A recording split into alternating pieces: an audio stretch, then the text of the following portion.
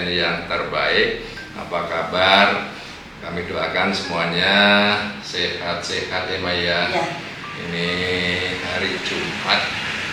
Alhamdulillah, semoga hari Jumat ini semua sahabat-sahabat memperoleh keberkahan dari Allah Subhanahu wa Ta'ala. Amin. Sahabat-sahabat, ini saya bersama istri kembali ingin sharing kecil, barangkali sahabat-sahabat nanti bisa bermanfaat ya.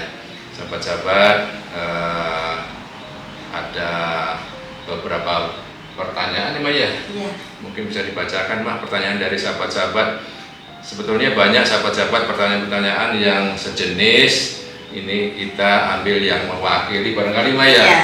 Apa Mas? Silakan Mas, bacakan Mas. Ini ada pertanyaan dari sahabat RN tentang tips sukses. Saya pilih dua ya Pak ya. Dua aja ya Maya, banyak biar nanti durasinya nggak terlalu banyak panjang ya. pertanyaannya, jadi yang dipilih cuma dua. Biar nggak panjang ya. Yang pertama, Pak RN, apa rahasia sukses Bapak? Boleh share Pak? Ya, yang pertama, yang kedua apa Pak? Yang kedua, maaf, apakah Bapak punya tips sukses untuk kami? Jadi ada beberapa hal yang saya bisa sampaikan. Ada 5 sahabat-sahabat yang nanti saya ingin share ke sahabat-sahabat.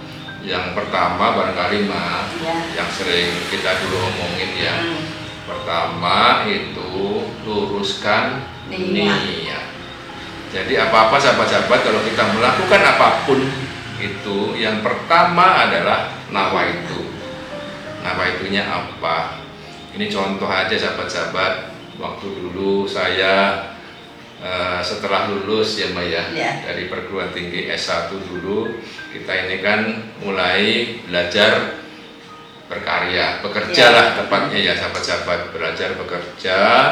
Nah itu dalam waktu 5 tahun pertama sahabat-sahabat, saya barangkali paradigmanya belum benar ya.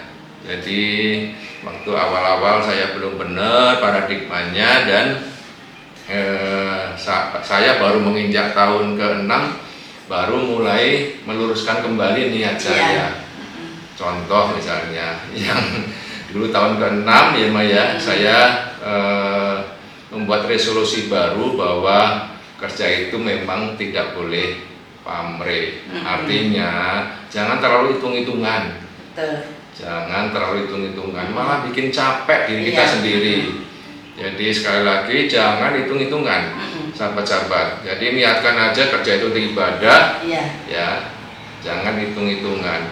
Seandainya sahabat-sahabat punya kemampuan, punya apapun, berikan saja. Itu gak akan pernah berkurang. Punya ilmu, berikan saja.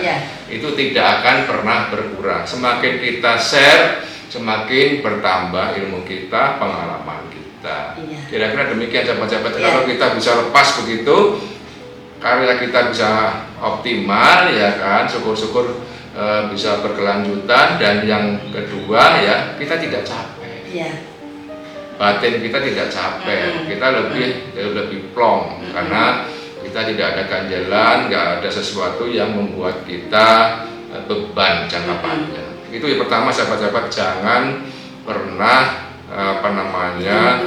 hitung-hitungan. Intinya itu yang pertama. Yang kedua sahabat-sahabat, kita jaga integritas kita jaga.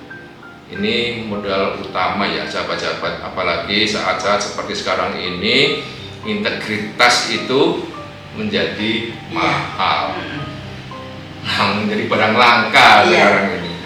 Kejujuran itu menjadi sesuatu yang langka saat ini. Nah ini yang perlu kita jaga. Jadi modal utama kita itu yang nomor 2 adalah kejujuran, integritas ini kita harus jaga. Terus yang ketiga, kita ini mesti jadi manusia yang pembelajar. Terus kita belajar, kita terus berjuang. Ya, contoh yang paling gampang ya baca buku, ya kan, update ilmu pengetahuan, ikut pelatihan, Iya. ikut seminar, ikut kursus, dan juga ya melakukan implementasi, mengimplementasikan ilmu-ilmu yang sudah kita dapatkan. Ya. Itu terus menerus seperti itu, dan kita jangan pernah takut, sahabat-sahabat, jangan pernah takut bertugas di manapun. Ya.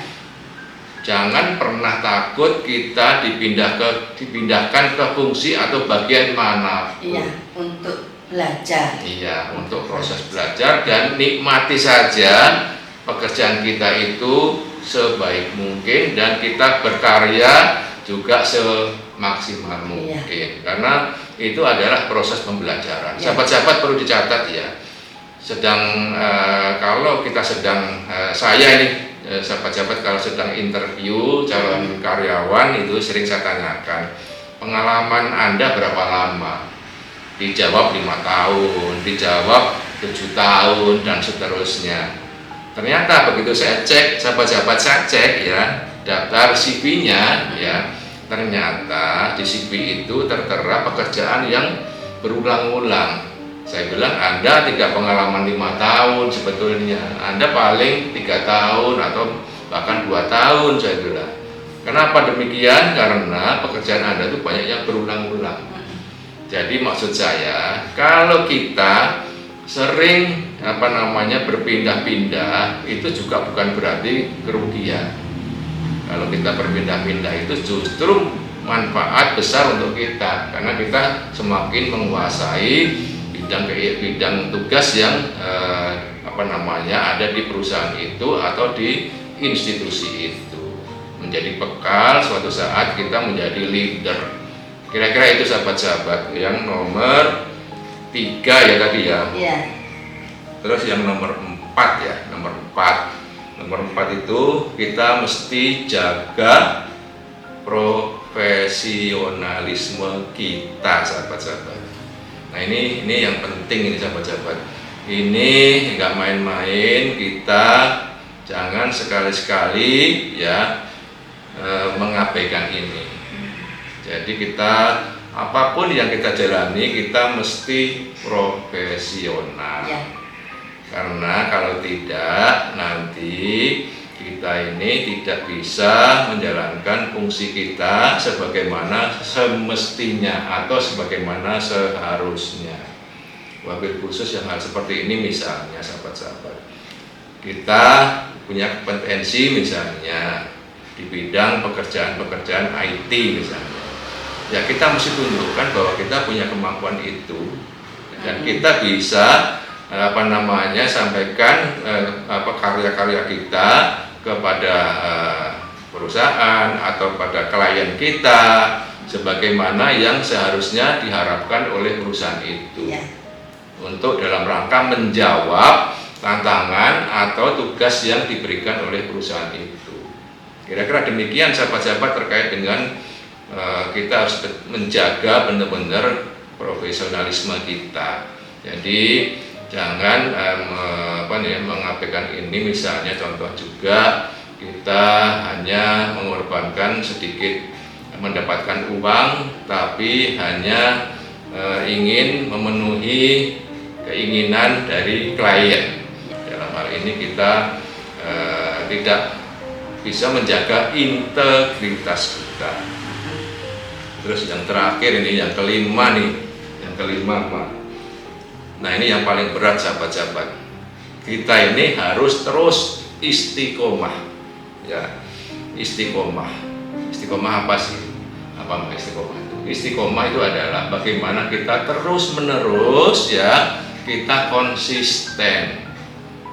Jadi dari butir 1 sampai ke butir 4 tadi kita konsisten. Kita jalani terus menerus, walaupun sebetulnya kadang-kadang berat dan capek. Karena menjaga istiqomah itu, menjaga konsistensi itu adalah satu bagian yang nggak bisa dipisahkan dari 1 sampai 4 tadi. Dan ini berat. Kalau kita ingat, kalau kita umroh atau haji, kita kan kalau umroh kan ada 5 tahapan. Yang terakhir apa? Yang terakhir itu ya kita potong rambut tahalul. Tahalul. Ya. Tapi kita melakukan tahalul itu apa sahabat-sahabat? Ini yang 1 sampai 4 itu harus dijalani semua. Kalau kita nggak bisa menjalani semua, nggak bisa kita tahalul. Kira-kira demikian. Jadi sama halnya dengan ini. Ya, 1 dan 4 kita jalani terus dan kita harus konsisten. Nah, butir 5 ini yang kita sering tersandung karena kita sering terpancing oleh hal-hal yang sifatnya instan. Kita ingin cepat, kita ingin wah ini ada tawaran begini, ada begitu, gimana kalau kita cepat-cepat aja. Nah ini yang barangkali kita sering tersandung hal-hal yang tidak penting karena kita tidak konsisten atau kita tidak istiqomah. Kira-kira itu gimana, ada lagi ya Mas? Ini Pak, yang ini tentang ekonomi keluarga Pak. Oh, ya. Ekonomi keluarga ya. Boleh sharing bagaimana Pak RN mengatur ekonomi keluarga. Ya, makasih Ma. Ini sahabat-sahabat, saya kemarin memang baca beberapa pertanyaan sahabat-sahabat, banyak hal terkait dengan karir, dengan ekonomi. Ya, saya nanti akan singgung di sesi berikutnya mah, karena ini biar sahabat-sahabat gak bosen ya kan. Nanti kita singgung akan di sesi berikutnya. Mungkin ini kita tutup dulu mah ya. Untuk sahabat-sahabat terima kasih yang sudah subscribe dan juga sudah like, share dan komen. Sahabat-sahabat, kita doakan semuanya sehat, semuanya bahagia, keluarganya sakinah mawaddah warohmah dan memperoleh keberkahan dari Allah Subhanahu wa taala. Kita ucapkan alhamdulillahirabbil alamin. Assalamualaikum warahmatullahi wabarakatuh.